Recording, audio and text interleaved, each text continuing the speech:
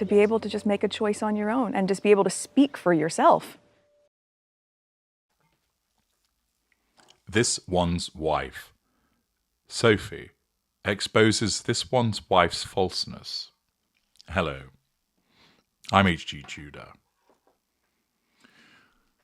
You can examine footage of this one's wife and understanding that she's a narcissist, utilising my expertise, understand why she behaves as she does.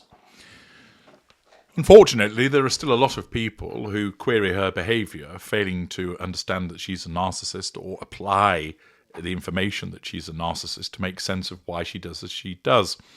If only they'd do that, then they wouldn't keep asking the same questions that they do.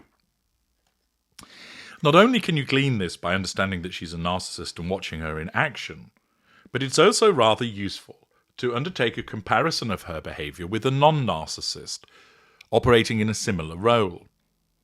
So, for instance, when you see this one's wife when she turns up to talk to small children, you know that she's only doing this to assert control over the people that are there, over the audience that gets to know about what she's doing. She's drawing fuel from the people who are there and the responses of people to the event being written about and broadcast. She's managing her facade. In some instances, she might have received a monetary payment for her attendance, which therefore amounts to a residual benefit. You're also able to witness the way in which she interacts with people, so that you can see instances whereby she glitches because she has no emotional empathy. You see the instances where she hugs people, which is intrusive and a lack of boundary recognition. She believes herself to be a hugger, and therefore it's all right. But that's her narcissism telling her it's all right. You'll see instances where if she's interrupted, the sudden death stare comes out. The heated, ignited fury steals a march on the facade management, so we get a glimpse of what's going on underneath. But if you compare her behaviours to that of a non-narcissist, performing in a similar role, it enables you to see even more about just what a false individual this one's wife is. Two of the best examples against which you can compare this one's wife are Catherine, Princess of Wales, and Sophie, Duchess of Edinburgh. Jane Flanagan was reported in the Times in respect of Sophie, Duchess of Edinburgh. The Duchess of Edinburgh was moved to tears. Now, unlike any tears that this one's wife might exhibit, one tear, left eye go, or falling to the floor sobbing, the Duchess of Edinburgh's tears originate out of genuine emotional empathy because she's not a narcissist. Her response isn't performative. Her response isn't designed to try and control people. Her response isn't designed for the purposes of trying to assert control over people and to draw fuel from them. The Duchess of Edinburgh's response is genuine. It is driven by emotional empathy. Her tears are because of what she feels for the circumstances of the people that she's speaking to. She was moved to tears on hearing first-hand reports of a genocide unfolding in Sudan during a day spent with mothers and children on its border with Chad. Notice that unlike this one's wife, who goes to Colombia and goes to Nigeria, countries that have their problems, Sophie actually meets people involved in the real issues, rather than it being a huge stage attendance in the way that this one's wife does.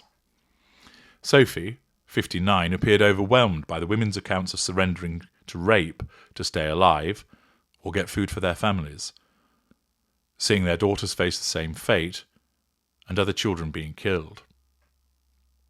But what they do to the children is, I can't even use the words, the Duchess said, after a private meeting with survivors, referencing the militia using rape to terrorise Sudan's western Darfur region. Her eyes, still red and brimming from the encounter at a tented clinic that she described as devastating, Sophie added, "These women have no option but to leave." Notice that Sophie is talking about the women. She's not talking about the fact that she wrote to Procter & Gamble when she was aged 11. She's not commandeering somebody else's experiences in order to try and pass off some semblance of empathy. She's there meeting people in this difficult situation. Now, of course, she's seeking publicity too. She's being photographed while she's there. It's being reported on, which, of course, she wants in order to bring attention to these issues. This one's wife thinks that she brings attention to the issues, but she's really doing it for herself, because as a narcissist, that's what really matters. The Times accompanied Sophie on a 3-day visit to Chad over the weekend, the first by a member of the royal family, which included Adre, the main crossing from Darfur, where hundreds of Sudanese are arriving daily after running the gauntlet of the Rapid Support Forces. As the Duchess stood at the parched river bed, which marks the international border, with fighting only 12 miles away in Darfur on the other side, a family on a pony cart trundled in to find refuge.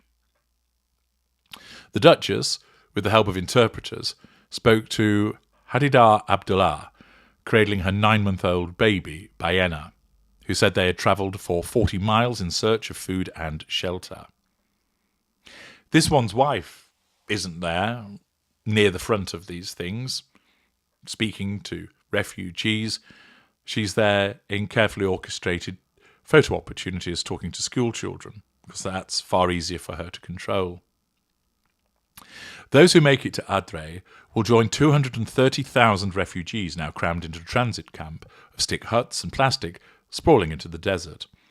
They describe scenes reminiscent of the genocidal slaughter of 300,000 black Africans 2 decades ago by Arab militias in Darfur, mounted on horseback and camels and in trucks.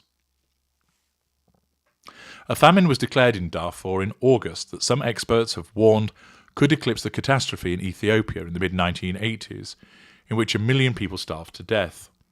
This time round, the hunger and ethnic cleansing has not caught the attention of the Western powers and celebrities who were then so vocal. The crisis being described to her, Sophie said, was akin to Rwanda, the 1994 genocide in which at least 800,000 people were killed, and yet had fallen from everybody's consciousness.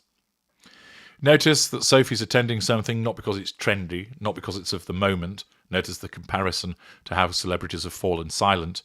She doesn't turn up like a ghoul in the way that this one's wife does.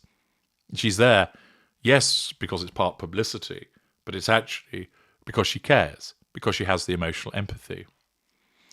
At a makeshift registration centre at the border, the Duchess knelt with a mother who travelled for 10 days to reach the camp with her 5 children, including a tiny baby strapped to her back. Like thousands of other women in the camp, she had not seen her husband since fighting broke out. There have been reports of the RSF, a Janjaweed reincarnation, dracooning men and boys into their ranks and killing those who refuse. Of course, because either the men have been killed or they're fighting or they're elsewhere, they're making the journey alone, with what children they have left, because many of the children have been killed, Sophie said. Her focus on conflict-related sexual violence has taken the Duchess to hotspots including the Democratic Republic of the Congo, Kosovo and Sierra Leone. Yet the accounts from Darfur were, she said, particularly raw and hard to take in. After hugging the 5 women who'd relived their ordeal sitting on the floor of a clinic, Sophie was left quite wobbly and needed a few minutes to recover alone.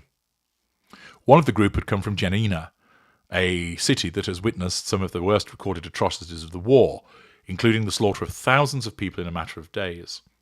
One of her children was still missing, but she managed to escape with others past dead bodies stacked like a wall.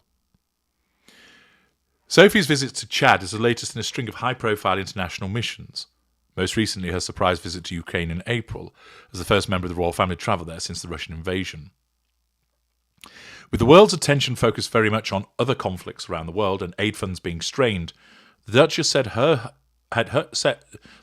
said she hoped her Chad visit would help shine the light on what aid organisations rank as the world's gravest humanitarian crisis. I don't think anyone's really aware of it. We read statistics, but we don't see the human stories, she said. The numbers are enormous, and there is no end to what is going on that we can see, and so the situation is only going to get worse.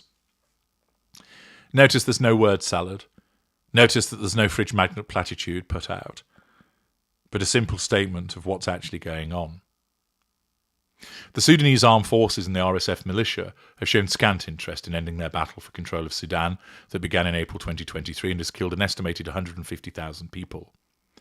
Both sides have been accused of atrocities and deliberately causing starvation by blocking aid supplies, while weapons have continued to flow in. The conflict has drawn in regional international powers fighting their own shadow wars in a country rich in natural resources, with access to one of the world's busiest shipping routes. The organisations are saying they're seeing budgets being pulled back because the money is being siphoned to go elsewhere, the Duchess said. Whose need is greater?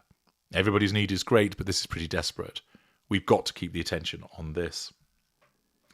To the point, exhibiting her emotional empathy and once again exposing the vast difference in the way that she goes about the attendance to such events and those of this one's wife. You can see this one's wife's narcissism very clearly in the way that she behaves, but it is thrown into even starker relief as a consequence of comparing her as against non-narcissists such as Sophie. I'm HG Tudor. Thank you for listening.